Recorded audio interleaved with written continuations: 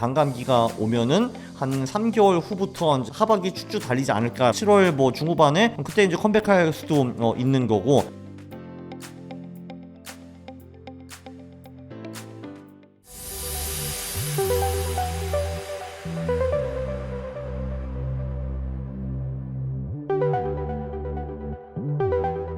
안녕하십니까, 강호국입니다. 저는 3년 전에 퇴사를 한 다음에 지금은 전업투자자 유튜버 작가로 살고 있습니다. 모르겠는데요.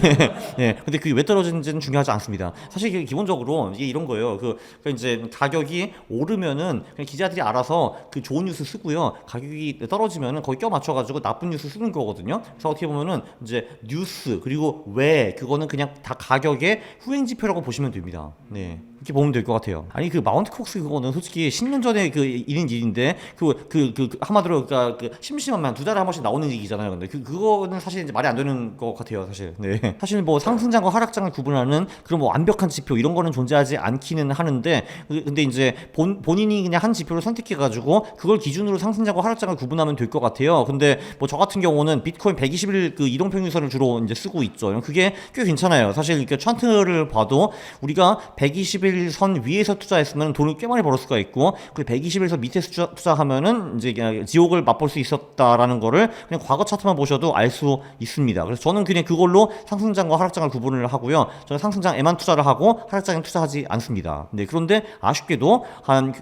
오늘이 지금 6월 25일인가 뭐 그렇죠. 이제 뭐 그런데 6월 17일인가 뭐 이제 그때 그 비트코인이 120일 선을 뚫고 하향 돌파를 했었죠. 그래서 저는 그날 다 팔았습니다. 이제 다 팔았고요. 전 지금 더 이상 비트코인을 보유하고 있지 않습니다. 네. 네, 제가 그러니까 저희 회사에서 하는 롱숏 선물 전략이 하나 있는데, 그거는 롱도 하고 숏하는 이제 좀 단기 전략인데, 그거만 좀 하고 있고, 이제 현물은 더 이상 아무것도 보유하고 있지 않습니다. 비트코인, 알트코인 싹 다 팔아버렸죠. 없어요. 네. 그럼 이제 혼란스러운 분들이 있을 거예요. 이제, 야, 너 맨날 비트코인 사라고 하지 않았냐라고 하실 거고, 저는요, 아직도 비트코인이 지금 얼마야? 지금 뭐 6만 불인데, 지금 여기서 60만 불, 600만 불, 1000만 불 갈 거라고 저는 생각을 합니다. 그래서 정말 10배, 100배 오를 거라고 저는 생각을 하는 사람이기는 한데, 그럼 왜 팔았어? 라고 하는데, 자, 여기서 이제 포인트가 나오죠. 자, 지금 내가 몇십 년 동안 존버를 하면은 그러면 지금 6만 불짜리 비트코인이 1000만 불 가긴 갈 거거든요. 근데 그 중간에 막 30%, 50%, 70%, 80% 떨어지는 그 구간을 존버의 경험을 하실 겁니다. 지옥을 여러 번 경험할 거거든요. 자, 그런데 내가 비트코인이 121선 위에 있을 때만 투자를 하잖아요. 그러면은 그것도 똑같이 5배, 10배, 100배 먹을 수 있습니다. 단 중간에 떨어지는 그 하락장, 그거는 거의 다 피해갈 수가 있을 거예요. 그러니까 수익은 똑같되 스트레스는 훨씬 더 적을 겁니다. 그래서 저는 121선 위에만 투자합니다. 어차피 먹을 거 똑같이 먹을 수 있거든. 그러나 스트레스를 훨씬 덜 받을 겁니다, 제가.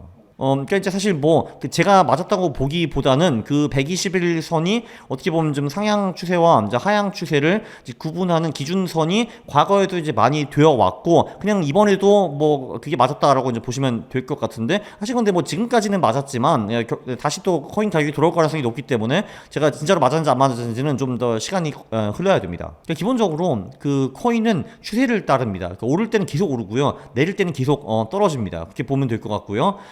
그래서 이제 전반적으로 코인이 오를 때는 이제 한번 상승 추세를 타면 계속 쭉쭉 가게 되거든요. 그러면 당연히 이제 이동평균선이 가격의 후행 지표이기 때문에 보통은 가격이 이동평균선 위에서 이제 형성되게 됩니다. 그럼 당연한 거잖아요. 가격이 올라가면은 이동평균선을 따라가기 때문에 이제 그 가격이 그 위에 있는 건데, 그래서 가격이 실제로 이동평균선 위일 때는 계속 보유를 하는 것이 좋습니다. 왜냐하면 오르는 놈이 계속 오를 가능성이 높기 때문에. 근데 반대로 가격이 이동평균선 아래로 떨어졌다라는 거는 최근에 가격이 많이 떨어졌다라는 걸 의미를 하고, 그거는 그 가격이 더 떨어질 수 있다라는 걸 의미를 합니다. 근데 우리가 더 떨어지는 거를 왜 보유를 하고 있습니까? 그런 거는 싹 다 팔아버려야 되는 거죠. 그러면 이제 사실 이동평균선을 할 때 그게 뭐 5일이 좋냐, 10일이 좋냐, 20일이 좋냐, 뭐 60일이 좋냐, 120일이 좋냐, 100일이 좋냐, 200일이 좋냐, 그런 거는 이제 그 사실 정답이 없거든요. 근데 확실한 거는 이동평균선 구간을 너무 짧게 잡으면은 뭐 3일, 5일, 10일, 20일 그러면은 거래를 좀 잦게 하게 됩니다. 그럼 거래를 굉장히 자주 하게 되고요. 이동평균선 기간을 조금 늘리면은 거래 횟수가 훨씬 더 줄어듭니다. 단 우리가 이제 하락장에서 빠져나올 때 조금 늦게 빠져나오는 경향이 있어요. 그래서 이제 장점은 거래를 별로 자주 안 한다. 그리고 추세를 크게 먹을 수 있다라는 게 있고, 단점은 우리가 빠져나올 때 조금 늦게 빠져나오기 때문에 이제 고점 대비 어느 정도 하락한 후에 이제 빠져나온다. 그래서 조금 손실이 있을 것이다. 뭐 그런 차이 있습니다. 근데 저 같은 경우는 거래를 자주 하는 건 매우 귀찮아하기 때문에 저는 이제 121선 좀 긴 이동평균선을 쓰고 있고요. 그러면 200일선을 안 쓰냐라고 하시는 분들도 계실 텐데, 사실 200일선 같은 경우는 미국 주식에서 잘 먹히는 지표인데 코인에서도 먹히기는 먹히거든요. 먹히긴 먹히는데, 근데 121선, 100일선 얘네들보다 살짝 좀 덜 먹히는 걸로 이제 제가 분석을 좀 했습니다. 제가 백테스트를 돌려보니까, 예를 들면 뭐 신민철 작가님 같은 경우도 제가 지금 100일선을 선호하시는 것 같은데, 뭐 100일선이나 121선이나 그거는 뭐 큰 차이가 없다고 저는 보는 사람입니다. 그러니까 확실한 거는 그 가격이 121선 이동평균선 아래로 떨어지면은 더 하락할 가능성이 더 높아졌다. 이제 그거는 이제 확실하고요, 사실. 네. 그리고 이게 사실 저 같은 경우는 그 이동평균선을 기준으로 해서 거래를 할 수 있는 사람이거든요. 근데 아마 지금 이거 시청하시는 분들 중에서 98%는 그거를 못 하실 겁니다. 이제 왜 못 하냐면은 그게 뭐 기술적으로 어려워서 그런 거는 이제 아니고요. 그냥 여러분의 심리가 글러 먹었기 때문에 그 못 할 겁니다. 아마. 왜냐면 이게 기본적으로 이제 그 이동평균선 아래로 떨어졌을 때 하락한다라는 거는 고점 대비 이미 어느 정도 밑으로 떨어졌을 때 파는 거를 의미를 하거든요. 그럼 사람은 보통 아쉬움이 남습니다. 뭐 예를 들면 지금 같은 경우도 가격이 73,700불까지 올라갔다가 지금 120일선을 하향 돌파한 게 한 65,000불 정도였거든요. 그럼 좀 안타깝잖아요. 왜냐면 73,000불에 못 팔고 65,000에서 파는 거기 때문에. 그래서 사람은 이제 이게 73,000까지 갔는데 이게 7만까지 갈 때까지만 기다리자 뭐 이런 식으로 이제 하는 경우가 많고, 또 정작 7만 가면 또 못 팔거든요, 사람들이. 근데 그리고 또 반대로 이제 다시 이동평균선을 상향 돌파할 때는 우리가 매수를 해야 되잖아요, 그죠? 근데 그럴 때가 예를 들면 언제냐면은 뭐 2023년 1월 정도가 그런 게 있었거든요. 잠깐만 생각을 해보세요. 2021년부터 22년까지 코인이 엄청나게 얻어 터졌어요. 그게 이제 한 6만 불 넘었다가 15,000불까지 떨어졌거든요. 그때 어마어마한 악재들이 나왔습니다. 루나라는 코인이 갑자기 공중 분해가 되지 않나, FTX라는 거래소가 막 사라지지 않나. 그리고 그때는 정말 코인 관련해가 좋은 뉴스를 찾아봤을 게 아무것도 없었거든요. 근데 여기서 매수를 할 수 있느냐, 이제 이런 게 문제거든요. 저는 할 수 있습니다. 저는 어차피 그런 뉴스를 하찮게 생각하고 거기 그 뉴스를 쓰는 사람들의 수준을 굉장히 낮게 보는 사람이거든요. 근데 당신은 못할 거거든. 네. 그렇기 때문에 이제 저 같은 경우는 이제 이동평균선 위만 거래해가지고 비트코인 10배, 100배도 수익률을 다 먹을 자신이 있는 사람이거든요. 근데 여러분 중에서 대부분 사람들이 그걸 못할 거예요. 98%는 못할 거거든요. 그분들의 경우에는 그냥 호들, 그냥 사서 그냥 보유하는 것이 나을 수도 있습니다. 네. 대신 중간에 30%, 50%, 70% 깨지는 그 불편함은 좀 감수해야 됩니다. 네. 그렇죠. 다 일장일단이 있어요. 네. 저 같은 경우는 이제 거래를 할 수 있는 사람이거든요. 사고 팔 수 있는 사람이고, 그러면 그렇기 때문에 나는 그 기술이 있기 때문에 먹는 거 다 먹고 깨질 때 좀 덜 깨지는 거고, 그 기술이 없다면은 그 기술이 없다는 걸 인정하고 그냥 매수하고 그냥 쭉 보유를 하거라. 네. 그 대신에 중간중간에 고통은 겪을 것이고 그거는 피해갈 수가 없다. 이렇게 말씀드릴 수 있어요. 네. 물론 최악의 순간은 그죠, 쭉쭉 빠지는 거를 이제 현실 부정하면서 버티다가 보통 이제 언젠가는 투자자들이 이제 항복하게 되어 있거든요. 이제 그게 보통 최저점일 가능성이 매우 높죠. 네, 그리고 그 후에 이제 투자를 다시는 안 하는 분들이 많은데, 이제 그게 어떻게 보면 가장 큰 위험이죠, 사실은. 네, 그런 경우가 사실 굉장히 많죠. 그리고 사실 더 안타까운 거는 그분들이 다시는 이거 안 해라고 이제 떠나는데 결국은 다시 돌아옵니다, 최고점에. 이동평균선을 갖고 거래하는 거는 저는 100점 만점에 80점짜리라고 보거든요. 이것도 사실 뭐 그렇게 엄청난 세련된 전략은 아니기 때문에. 그리고 이제 그냥 호드라는 게 100점 만점에 한 60점짜리 전략이라고 볼 수가 있고, 대부분의 투자자들은 한 20점에 30점 언저리에 움직이고 있습니다. 네. 비트코인 호드는 100점 만점에 60점 전략인데, 그래도 그게 그냥 대부분 사람들이 하는 그거보단 낫다라는 거죠. 사실 저는 이제 이론적 배경을 별로 좋아하지는 않습니다. 왜냐면 이제 그거는 그냥 적정하게 가격에 끼워 맞춘 경우가 많기 때문에 저는 그냥 가격 자체를 이제 분석하는 거를 좋아하는 사람이고요.